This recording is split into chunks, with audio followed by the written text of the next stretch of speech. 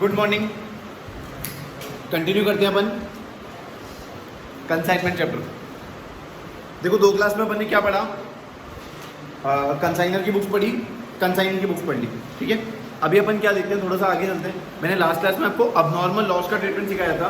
Abnormal loss क्या बोलता है सर, कि अगर मैंने गुड्स को रवाना कर दिया, किसने, कंसाइनर ने गुड्स को रवाना कर दिया अपने यहाँ से, और कंसाइनी के गोडाउन पहुंचने से पहले वो गुड्स क्या हो गए, डिस्ट्रॉय, तो उसको क्या माना जाएगा, अबनॉर्मल लॉस। क्या ट्रीटमेंट बताया था सर, हम इसको कंसाइनमेंट अकाउंट के क्रेडिट वाली साइड में शो कर देंगे, ठीक है, क्लियर है सर। इसके अलावा एक पॉइंट और आता है, अगर गुड्स इंश्योर्ड थे तो जो उसका सेल प्रोसीज आएगा उसको भी अपन अबनॉर्मल लॉस के साथ में क्रेडिट साइड में ही शो कर देंगे, ठीक है। अब उसको पीछे क्या रीजन है वो मैं आपको थोड़ा रुक के समझाता हूँ क्वेश्चन के साथ में। स्टार्ट करें। इलस्ट्रेशन नंबर 3 है शायद।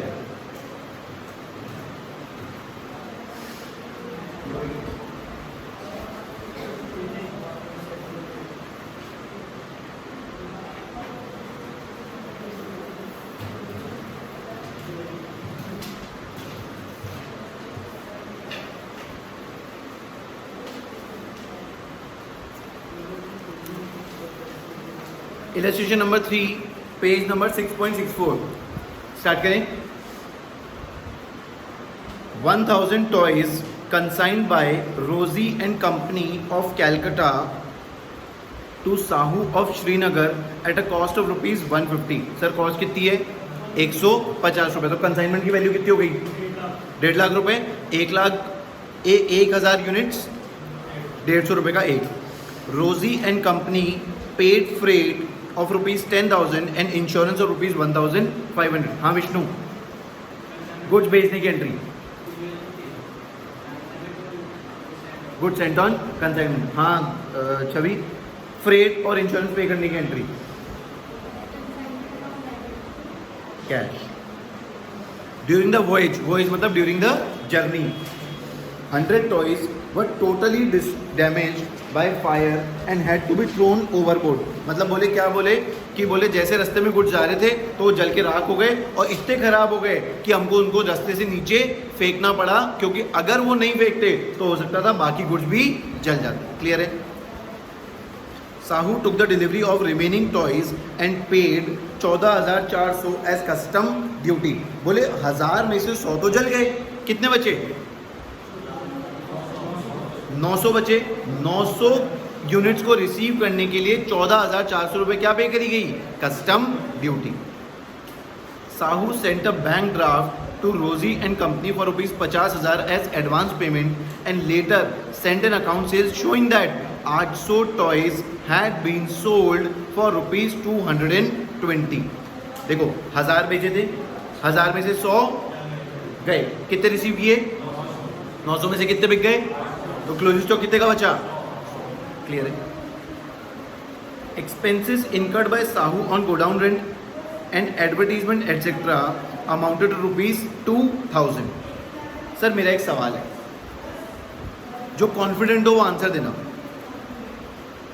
14,400 की कस्टम ड्यूटी भी साहू ने पे करी, मतलब कंसाइनी ने, और 2,000 का गोडाउन रेंट भी साहू ने पे किया, कंसाइनी ने। क्या दोनों सेम है या कुछ फर्क है? हाँ अंजलि, क्या दोनों बिल्कुल सेम है या कुछ फर्क है दोनों में, क्या डिफरेंस है? अच्छा वो कस्टम ड्यूटी और वो गोडाउन रेंट है। हाँ अंजलि, कुछ तो डिफरेंस है, मतलब दोनों खर्चे अलग अलग है मुझे भी पता है, लेकिन क्या ट्रीटमेंट सेम करूंगा क्या दोनों का? कंसाइनमेंट के डेबिट में क्या लिखेंगे, टू कंसाइनी और टू कंसाइनी। इसके अलावा भी कुछ डिफरेंस है क्या? क्या कौन सा? और वो सर कस्टम ड्यूटी जब तक पे नहीं करता तब तक वो उससे छुड़वा नहीं सकता था कस्टम अथॉरिटीज से, और तब तक वो सेलेबल कंडीशन में आता नहीं, लेकिन वहां से छुड़वा लाया। अब तो मैं बोल रहा हूँ रास्ते में दुकान लगा के बैठ जा, गोडाउन रेंट पे करने की क्या जरूरत है? लेकिन अगर वो पे कर रहा है तो कंसाइनर रीइंबर्स करेगा, मना नहीं कर रहा मैं, लेकिन वो गुड्स को सेलेबल कंडीशन में लाने का खर्चा नहीं है। एक सवाल है मेरा, क्लोजिंग स्टॉक जो 100 यूनिट का है ना, उसमें कस्टम ड्यूटी का खर्चा ऐड होएगा या गोडाउन रेंट का आयुष, या दोनों?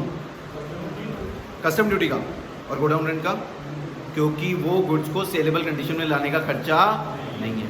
आप अपनी सरल भाषा में बोल सकते हो इनडायरेक्ट एक्सपेंस है, और कस्टम ड्यूटी डायरेक्ट एक्सपेंस है। हाँ पारस, यही बोलना, क्लियर है क्या? लेकिन सर अभी एक और ट्विस्ट आएगा क्वेश्चन में जो अपन ऑलरेडी पढ़ चुके हैं, लेकिन आपने पकड़ा नहीं शायद वो चीज़ को, तो मैं बताऊंगा आपको सॉल्व करते रहेंगे। Sahu was entitled to commission of 5%, one of the credit customers could not pay for 5 toys. 5 toys का पैसा वो दे नहीं पाया। भगवान की कसम, अगर आंसर देख लिया तो आंसर छुपा तो पहले बोल रहा हूँ, नहीं तो कसम टूट जाएगी। देखना भगवान की, आंसर के ऊपर कैलकुलेटर रख दो मेरी मानो तो, क्योंकि आंसर क्या है, जस्ट नीचे ही है। You are required to prepare consignment account, goods sent on consignment, inventories on consignment and Sahu's account in the books of Rosy and company, assuming that nothing has been recovered from the insurers due to defect in the policy. सुनो मेरी बात, क्या बोल रहा है? ये बोल रहा है जो गुड्स जल के राख हो गए ना, तो उसका इंश्योरेंस करा रखा था, लेकिन फिर भी उसके बदले कुछ भी हमको नहीं मिला, क्योंकि हम टर्म्स एंड कंडीशंस को पूरा नहीं कर पाए, है ना। टर्म्स एंड कंडीशन मतलब ऐसे हो सकता है कि अगर आपके गुड्स पानी से खराब हुए तो आपको क्लेम मिलेगा, लेकिन जलने से खराब हुए तो क्लेम नहीं मिलेगा। और गुड्स कैसे खराब हुए? जलने से, इसलिए उनका क्लेम अपने को नहीं मिला। Sahu settled his account immediately. Sir 2 account बनाएंगे, एक तो कंसाइनमेंट अकाउंट करीब 10 लाइन का बना दो, और ये मोबाइल का कैलकुलेटर बंद कर दो। मोबाइल का कैलकुलेटर यूज नहीं करना आपको। कहाँ है कैलकुलेटर? हाँ जा लेके, अरे बस ठीक है। एक तो कंसाइनमेंट अकाउंट करीब 10-12 लाइन का, और उसके नीचे साहू का अकाउंट, हेडिंग डालना इन दी बुक्स ऑफ रोजी।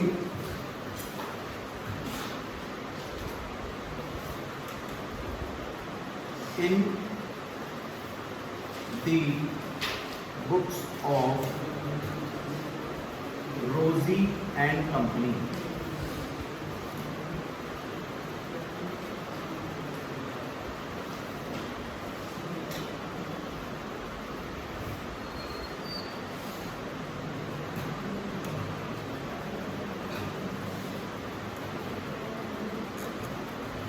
हाँ जी, पहला ट्रांजैक्शन तो बता सकते हो, 2 गुड्स सेंट ऑन कंसाइनमेंट कितना?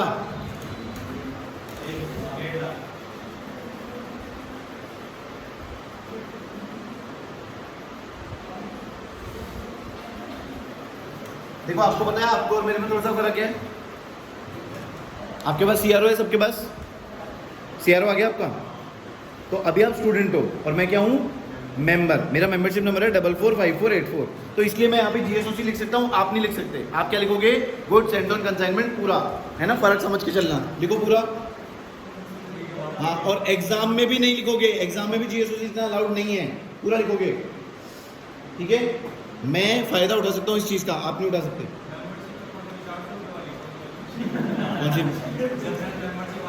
400 रुपये की मेंबरशिप है सी इंस्टीट्यूट की?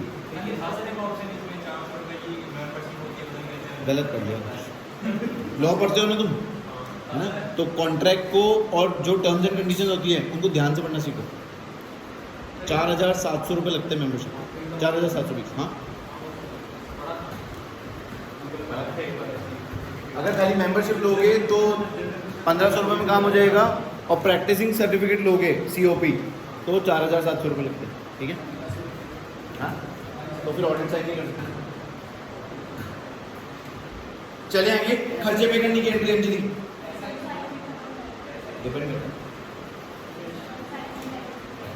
कंसाइनमेंट डेबिट टू कैश कितना?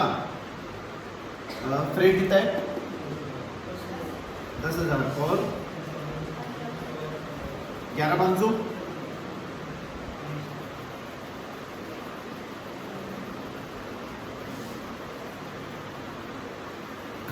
ठीक है, उसके बाद क्या हुआ? डैमेज हो गए गुड्स। सर मेरी बात सुनना इधर, कैलकुलेशन ऑफ अबनॉर्मल लॉस, जहां पे है ना साहू का अकाउंट आपने बनाया है ना, उसके 4-5 लाइनें छोड़ो उसके नीचे और वर्किंग नोट बनाओ, कैलकुलेशन ऑफ अबनॉर्मल लॉस।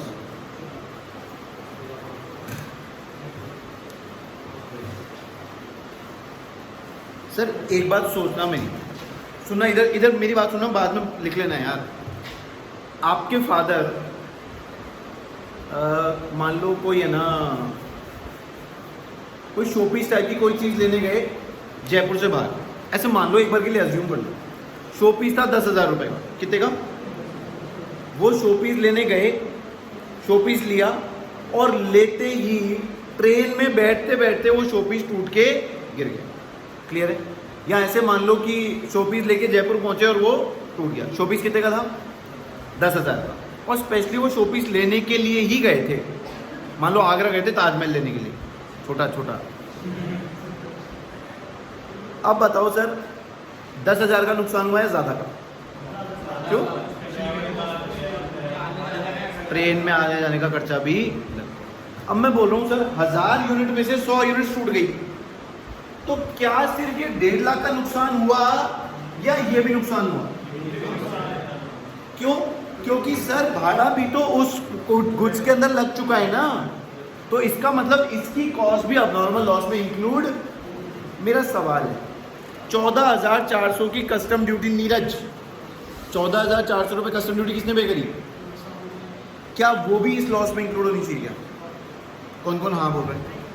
मैं तो हाँ बोल रहा हूँ सर। 14,400 की, देखो जैसे 1.5 लाख के तो गुड्स हैं, 11,500 कंसाइनर ने पे किए, 14,400 कंसाइनी ने पे किए, लॉस हुआ 100 यूनिट का। तो सर मैं पूछ रहा हूँ, ये तो मैंने बोल दिया ये तो इंक्लूड होगा, कंसाइनी ने जो 14,400 पे किए वो इस कॉस्ट में इंक्लूड होगी या नहीं होगी लॉस में? क्यों? क्या कस्टम ड्यूटी पे करने से पहले ही गुड्स खराब हो चुके हैं, इसलिए वो कॉस्ट इंक्लूड। एक और सवाल, क्लोजिंग स्टॉक की वैल्यूएशन में कस्टम ड्यूटी इंक्लूड होगी या नहीं? और ये 11,500 और ये 1.5 लाख और वो 2,000 गोडाउन में के, वो नहीं। क्यों? क्योंकि सर गुड्स के पहुंचने से पहले गुड्स डिस्ट्रॉय हो गए, तो कस्टम ड्यूटी उन पे थोड़ी लगी। कस्टम ड्यूटी कितने गुड्स पे लगी? 900 यूनिट पे। क्लियर है? हाँ जी, बिल्कुल क्वांटिटी के साथ तो ज़्यादा लगती है बिल्कुल। हाँ बिल्कुल, नहीं वो क्वेश्चन खुद ही बोल देता फिर, अपने को कैलकुलेट नहीं करना, लेकिन अपने को उसका जो क्वेश्चन के अंदर फिटिंग करनी है ना, वो सोच समझ के करनी है। इधर देखो सर, कॉस्ट ऑफ गुड्स कितनी है? 1.5 लाख। नहीं, पर यूनिट लास्ट में कर लेंगे ना, है ना? और फ्रेट एंड ट्रांसपोर्टेशन कितना लगा? Freight and insurance 11,500 total, 1,61,500। Sir क्या ये 1000 यूनिट की है? Total cost of 1000 units. तो सर जो जल के राख हो गए उनकी कॉस्ट कितनी हुई? कॉस्ट ऑफ 100 यूनिट कितनी हुई? 161,500 अपॉन 1000 इंटू 100, 16,150। अब नॉर्मल लॉस को कहाँ लिखते हैं पीयूष? कंसाइनमेंट के बाय वाले साइड, क्रेडिट। अच्छा ये होता है कि क्रेडिट साइड बाय अब नॉर्मल लॉस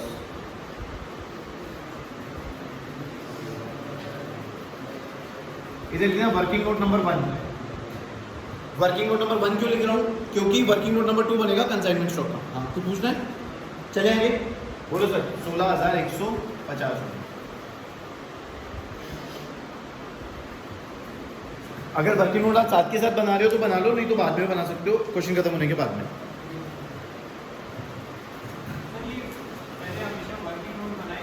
कोई फर्क नहीं पड़ता, क्वेश्चन के लास्ट में बना सकते हो, क्वेश्चन के शुरू में भी बना सकते हो। हाँ वो थोड़ी सी दिक्कत हो सकती है, आप चाहो स्पेस एक्स्ट्रा छोड़ दो ना यार, क्या दिक्कत है? एग्जाम फीस दे रहे हो ना, एक कॉपी एक्स्ट्रा ले लो, क्या दिक्कत है? मैंने अभी 12th के CBSE की बात सुनी थी कि एक बच्चे ने 4 शीट ली, 5वीं शीट देने से मना कर दिया, अपना इंस्टीट्यूट नहीं करेगा। जल्दी करो आगे चलना है।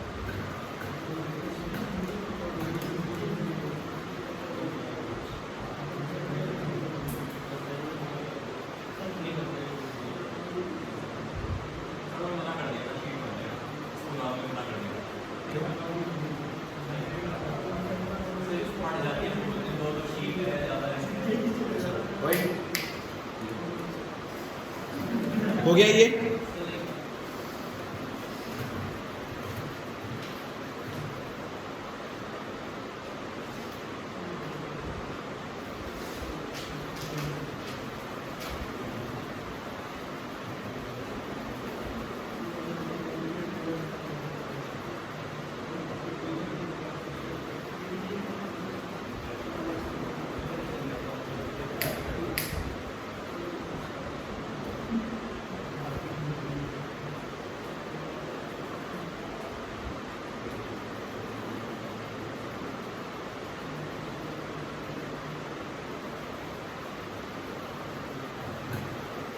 अरे चलेंगे आगे, बोलो सर। इसके बाद में गुड्स कंसाइनी तक पहुंचे, उसने क्या पे किया?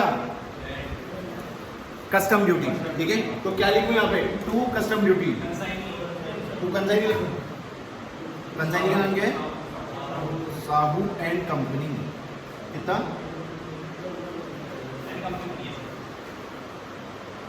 अच्छा, वो रोजिन कंपनी है। अच्छा, क्या आप साथ साथ में साहू का अकाउंट बना रहे हो? क्यों नहीं बना रहे? बाद में गड़बड़ हो जाएगी। मैंने बोला ना करीब करीब 10-12 लाइन का कंसाइनमेंट अकाउंट बनाओ, उसके बाद में साहू का अकाउंट।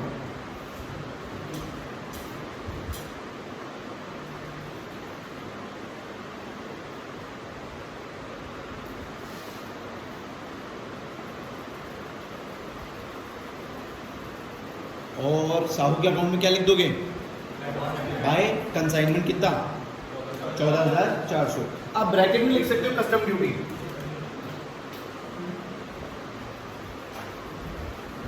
उसके बाद बोलो क्या लिखा हुआ है? Centre bank draft. उसकी एंट्री कंसाइनमेंट अकाउंट में लिख दो बाय बैंक।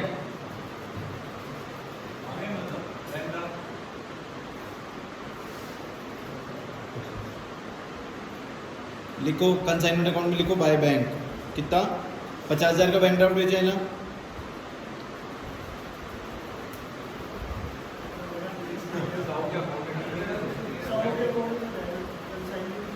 कंसाइनमेंट अकाउंट में लिखोगे? क्यों? कहाँ पे लिखोगे फिर? साहू के अकाउंट में लिखोगे क्या? By bank. कंसाइनमेंट अकाउंट में मत लिख देना गलती से। चलो नेक्स्ट बताओ। Bank draft cheque. हाँ, एक ही चीज। हाँ, कंसाइनमेंट अकाउंट में लिखो। साहू के अकाउंट में आएगा, कंसाइनमेंट अकाउंट में नहीं आएगा। एंट्री क्या होगी? Bank account debit to Sahu. 11वीं से लेके पढ़ते हुए आ रहे हो, मुझे बताने की जरूरत नहीं है, फिर भी बता रहा हूँ। ठीक है, चलो। उसके बाद 2,000 रुपये गोडाउन रेंट पे किया क्या? कहाँ लिखूँ? 50,000 टू कंसाइनी, ब्रैकेट में लिख दो गोडाउन रेंट।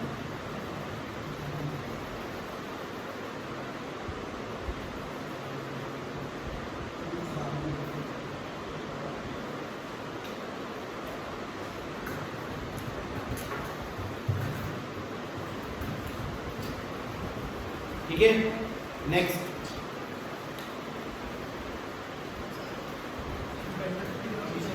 बैटरी करते हैं तो माल तो देखो कितने का बिका है? 800 यूनिट बिके, 220 रुपए पे मल्टीप्लाई करना कितना आता है?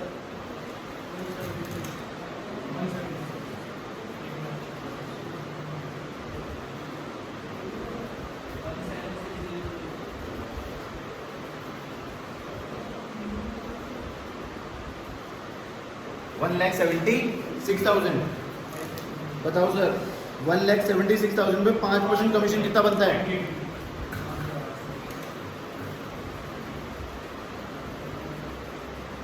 कितना?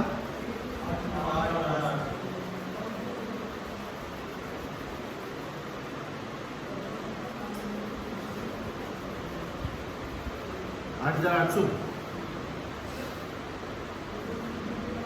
एक सवाल है मेरा पीयूष से। वन कस्टमर, पढ़ो। One customer could not pay for 5 toys. Amount नहीं बताया, अमाउंट तुम बता दो। मल्टीप्लाई सर कितनी कॉस्ट निकालोगे ना? कितनी है 5 टॉयज की कॉस्ट? 5 टॉयज की कॉस्ट या 5 टॉयज की सेलिंग प्राइस? अंजलि, 5 टॉयज की कॉस्ट या 5 टॉयज की सेलिंग प्राइस? सर पैसा डूबता कब है? जब बेच दिया, बेचा किस पे होगा? सेलिंग प्राइस पे। तो हमेशा याद रखना इसमें कॉस्ट निकालने की ज़रूरत नहीं है। ठीक है क्या विष्णु? हाँ। ओ भाई साहब, वो एनआरवी थी, वो नहीं बिका हुआ माल है। कॉस्ट और NRV which ever is lower का मतलब क्या हुआ? क्लोजिंग स्टॉक का वैल्यू। क्लोजिंग स्टॉक बिक गया क्या? नहीं। तो ये तो बिक चुका ना सर। क्या लिखेंगे? To Sahu bad debts 220 into 5।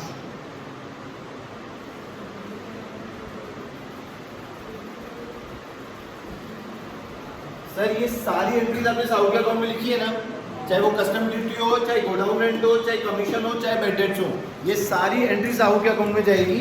और ये भी जाएगी सेल, ये डेबिट में जाएगी बस।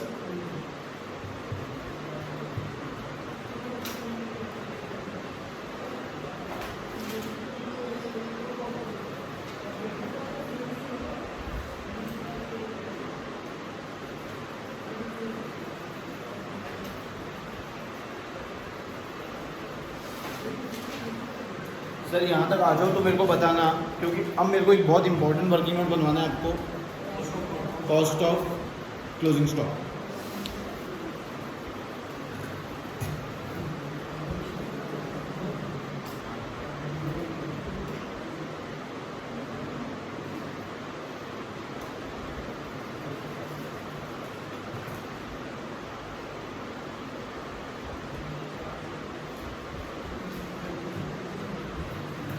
जरा पेन को नीचे रख दो और प्लीज अब मेरी बात को ध्यान से सुनना। इधर सर एक यूनिट कितने की है? सबसे पहले 150 रुपए की, ठीक है। 1000 यूनिट बेची थी कितने पे? 150 रुपए पर यूनिट। उसके बाद में खर्चा लगा 11,500 रुपए। ये कितनी यूनिट पे लगा था? 1000। तो पर यूनिट कितना हो गया सर?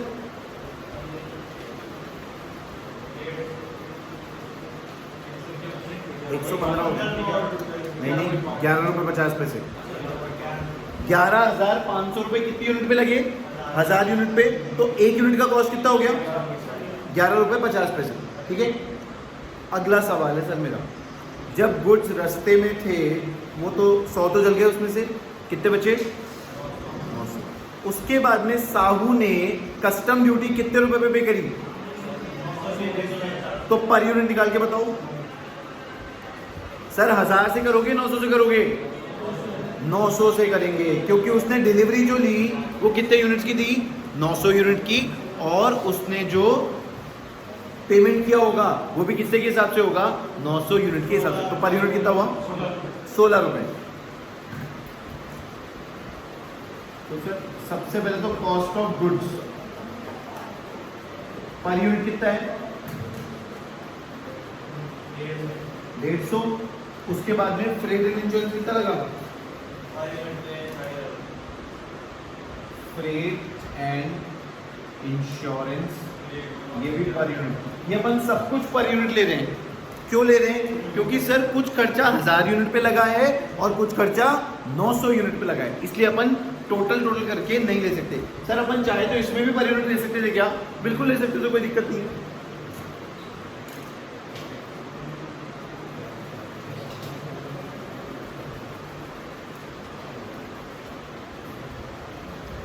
उसके बाद में कस्टम ड्यूटी,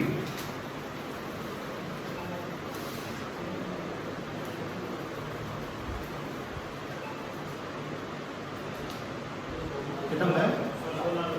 उसके बाद में देखो गोडाउन रेंट। गोडाउन रेंट क्यों? क्योंकि गुड्स बनके तैयार हैं, बिकने के लिए रेडी है, गोडाउन रेंट का खर्चा ऐड नहीं होगा। 127.50 नहीं, 177.50। अब बताओ sir number of units of closing stock कितनी है? तो टोटल कितना हो गया? 17, मतलब 177.50 इंटू 100 कितना? इसको लिख दो by consignment stock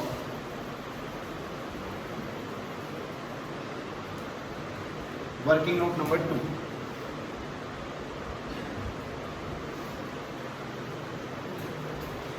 balancing figure से प्रॉफिट निकाल के बताता हूँ। मेरे हिसाब से सारे ट्रांजेक्शन हो चुके हैं।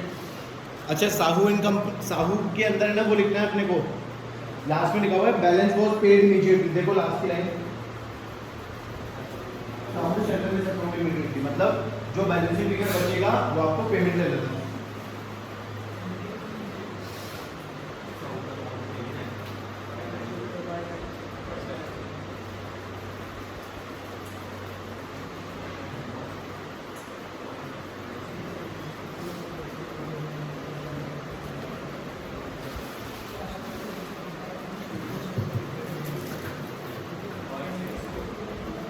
प्रॉफिट कितना आ रहा है? मैच हो रहा है?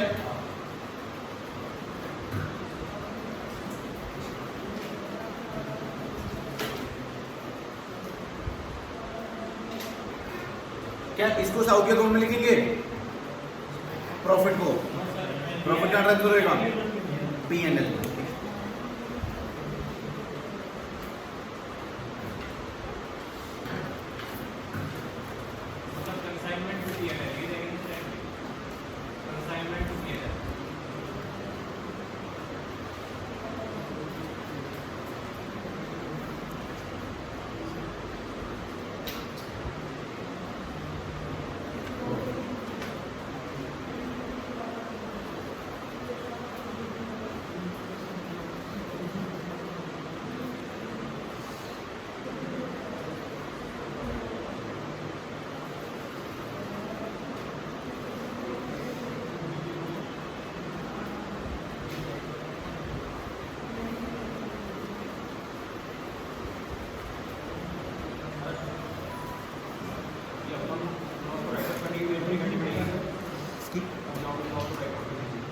पीएन में जाएगी ना?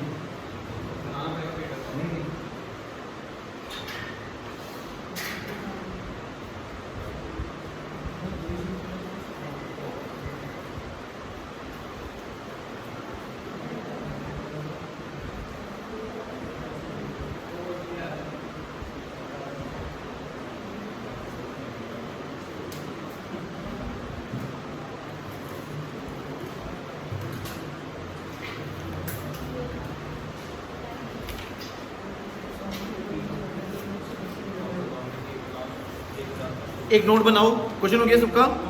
कुछ बाकी है? जल्दी लिखो, 1 मिनट दे रहा हूँ बस।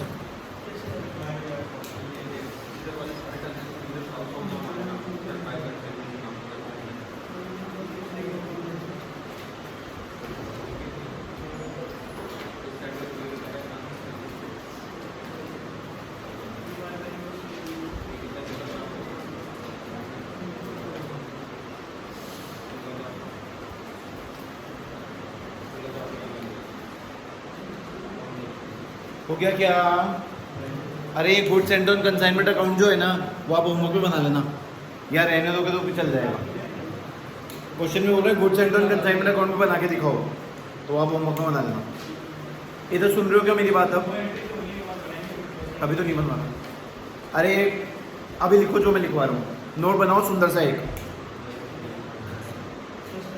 ये वर्किंग नोट कॉपी की है ना सर? याद रखना, ये वर्किंग नोट जब तक एग्जाम में नहीं होंगे ना, तब तक कोई मार्क्स नहीं मिलेंगे आपको। आप कितना भी गुहार लगाते रहो, मैंने रफ में बनाया था, ये किया था, वो किया था, कुछ नहीं मिलेगा मार्क्स।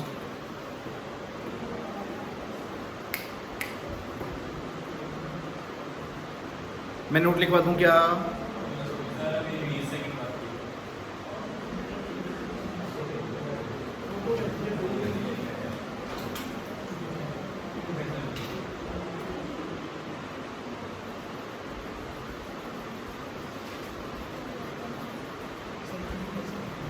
मैं दे दूंगा, मैं दे दूंगा। मेरी की थी, इसकी थी। हाँ तो ये मैं दे दूंगा, मैं दे दूंगा। हो गए 20 सेकंड में, 35 हो गए।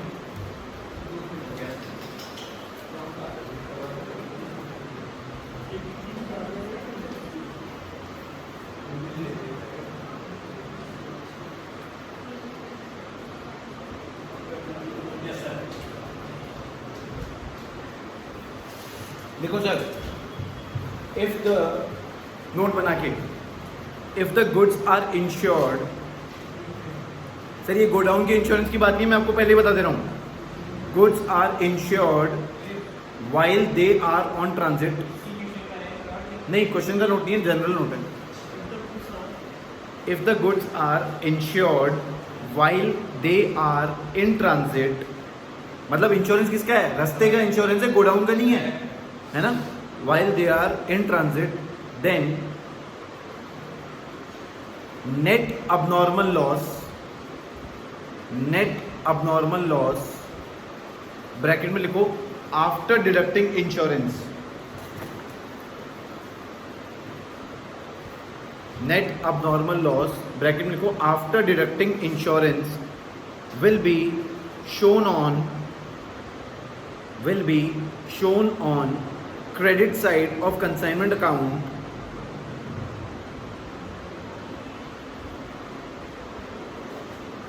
will be shown on credit side of consignment account, full stop. Also the amount of insurance received,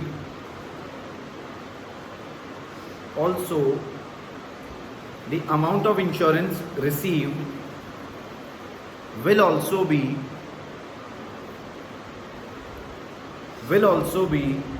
credited to, यहाँ ऐसे लिख लो shown on credit, वही फालतू कंफ्यूज हो गए बाद में, will be shown on credit side of consignment account, will be shown on credit side of consignment account by the name